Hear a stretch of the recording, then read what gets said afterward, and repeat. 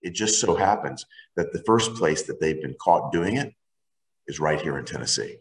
Conservatives here in Tennessee want to know exactly the kind of burden they're proposing to put on us.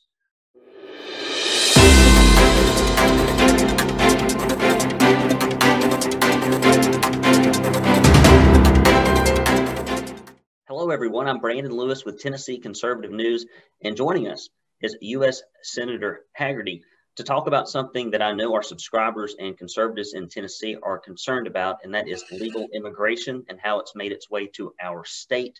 Thank you, Senator, for joining us today. Brandon, it's good to be with you. And this is a topic I think that is and should be concerning to all conservatives in Tennessee, to all citizens in Tennessee. I've been pushing hard on the Biden administration to give us more information than they have. They're bringing illegal immigrants into Tennessee under the stealth of late night flights, early morning flights. They're coming in on private planes. That's been well covered by the media there in Chattanooga. I think they found 4 flights that landed at Wilson Air Terminal, a private terminal there. But one of my friends texted me the other day that he was on an American Airlines flight from Dallas, spoke to the person that was accompanying these unaccompanied minors, the person that was responsible for them. And that person said that he was bringing these minors to Chattanooga to take them to a shelter there. So this is a commercial American flight. Again, it landed late at night, following the same processes and procedures, but they are coming in a variety of means, and we have very little information. The real issue here, though, is the complete failure of the Biden administration at our southern border. And I've been saying this since late January when they collapsed the border, that this would be happening, that every town in America was going to turn into a border town as they began to turn our southern border into a turnstile and process these people in here and resettle them across America. It just so happens that the first place that they've been caught doing it is right here in Tennessee. Well, Senator, we broke the story about the Migrant Detention Center. It took the mainstream press, I kid you not, like a month to really start picking up on it. It took our major liberal broadsheets in Tennessee a week to pick up on it. And when they ran the story, it's like, this is hunky dory. It's fantastic. It's like a tiny Disney World for kids across the country. And we should all gather around it and sing campfires. But it's not how Republicans, it's not how conservatives feel. And recently we broke another story that there busloads of illegal immigrants are being taken to our airports. And these are not children. These are adults. We have photographic evidence of it. Mm-hmm. And so the question I would ask you is, what do you know, if anything, about what's going on around Tennessee that maybe your average listener doesn't? So you're well aware, and I know you covered this with Senator Blackburn, that last week we sent a letter to the White House demanding transparency on exactly what you're describing. Let us know what's happening here. Let us know the numbers. Who is involved in this? Have these people been tested for COVID? Importantly, I think we need to know what the burden is going to be on our schools, on our healthcare system, on our law enforcement. We need to understand this. We got no response from the Biden administration. So what I've done this week is put forward legislation, and Senator Blackburn has joined me, as has Congressman Fleischman. They both joined me on this legislation to force the Biden administration to be transparent with us, the same way they have to under the Refugee Resettlement Act.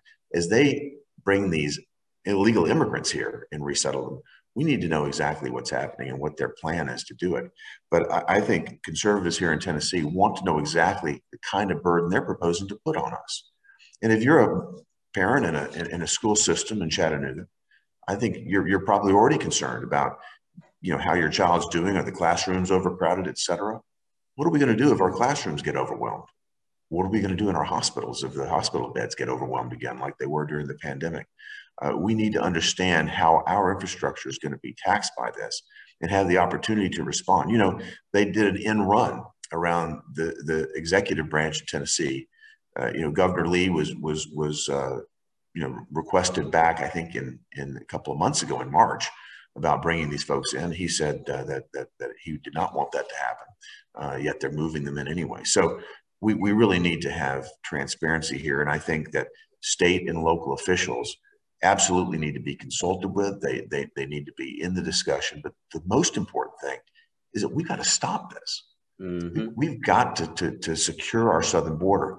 I took the first official trip from the United States Senate to any foreign country. I did that about 3 weeks ago when I went to Guatemala I went to Mexico City. I met with the president of Guatemala. I met with the foreign minister of Guatemala. I met with the foreign minister of Mexico and the economic minister there. I wanted to let them know that the United States Senate carries the power of the purse. We're the ones that fund things here. And regardless of what they may or may not be hearing from the Biden administration, there is a real sense of urgency in the United States Senate, particularly among the Republicans in the United States Senate, that this border crisis be resolved. We need to see the leakage across that southern border come to an end. Not only is it the migrants that are coming across, but the increase in drug trafficking and human trafficking is awful. And I've talked with sheriffs across the state of Tennessee. We are seeing in Tennessee a dramatic increase in drug overdoses and, yes, deaths from fentanyl. And the leaders in Mexico told me they've got Chinese coming into their country. They're shipping the fentanyl and the precursors to fentanyl into Mexico. That's where they're manufacturing this stuff. And then they're using the cover of the flood of migrants coming across the border, which are actually overwhelming our border patrol there. With that happening, they can move more and more illegal drugs. So the cartels are getting stronger down there. They're getting even more difficult for the governments of Mexico and Guatemala to deal with. And they've got national security concerns too. They don't know who's moving through their countries. They've got Chinese, they've got Russians, they've talked about Haitians, Romanians, all kinds of people are flooding through right now. They're upset about this as well. And what they said to me is, we are creating a magnet. The messages that are coming out of Washington, D.C., like you think about the campaign talk, the campaign rhetoric that came from the Biden campaign. If I win, I'll treat you better.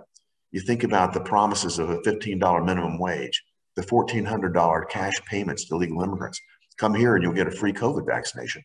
All of this is a message that the coyotes use to market to the most vulnerable people in their population, to get them to entrust their life savings to them and get smuggled across the border. And they've told me, the leadership, the president of Guatemala told me that over half the people that get sucked into this illegal traffic get victimized by crime themselves. Either they're involved in drug trafficking, they're involved in human trafficking, or they're being robbed or in some other way mistreated.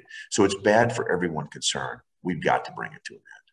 So last question, and you mentioned sheriffs talking to you in Tennessee. I got off the phone with a state representative right before this interview who said what we really need to do with the help of Governor Lee is to deputize our sheriffs to look at flight manifests, to look at who's coming into our airports, to police airports for illegal immigration drop-offs. I mean, a charter bus full of illegal aliens is kind of hard to miss at an airport. It'd be very difficult to miss these small airports.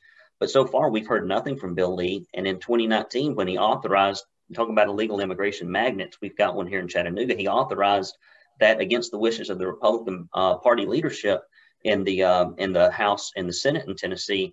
And we just need practical help. So the last question I would ask is, what should people like me and other concerned citizens be trying to practically do? We can't control the southern border necessarily underneath the Biden administration, but we can control the Tennessee borders. What do you say? What do we need to do here? We need help. You're already a leader in what you're doing. You're one of the first to expose this happening in our communities. As I said, and I said from the beginning, they're going to make every town a border town.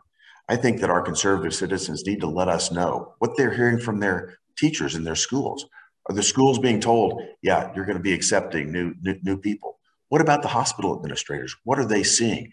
Let us know direct evidence of what you're seeing right now. And I will certainly be asking law enforcement to let us know what they're seeing. There's been a real increase in illegal trafficking and crime, but let's get all of our citizens to let us know exactly what's happening. So we'll be armed with the information that the Biden administration is refusing to give us.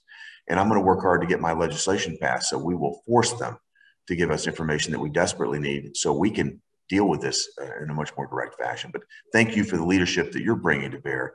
Thank you for getting the information out. And I would say to all of our conservative friends, let us know as you're seeing this and hearing this on the ground. Well, you're very kind with your time. I'll leave you with the last word and we'll close out. I just want to say again, thank you for your leadership on this issue and so many others. Tennessee's conservative voice needs to be heard. And I appreciate the fact that you're making that happen every day. So thanks to you, thanks to all of your listeners. I appreciate the honor to serve the greatest state in the nation. And this is the greatest nation on the face of the earth. Let's not forget that. That's why I'm so honored to get a chance to serve Tennessee, the United States Senate. So thank you. Thank you, Senator Hagerty. This is Brandon Lewis with TennesseeConservativeNews.com. If you like the stories that we bring you, because we are one of the only conservative news outlets in Tennessee. Please do go to TennesseeConservativeNews.com/support, and you can help us in our mission to educate conservatives about issues and policies they care about. Senator, thank you again. Thank you, Brandon. Take care.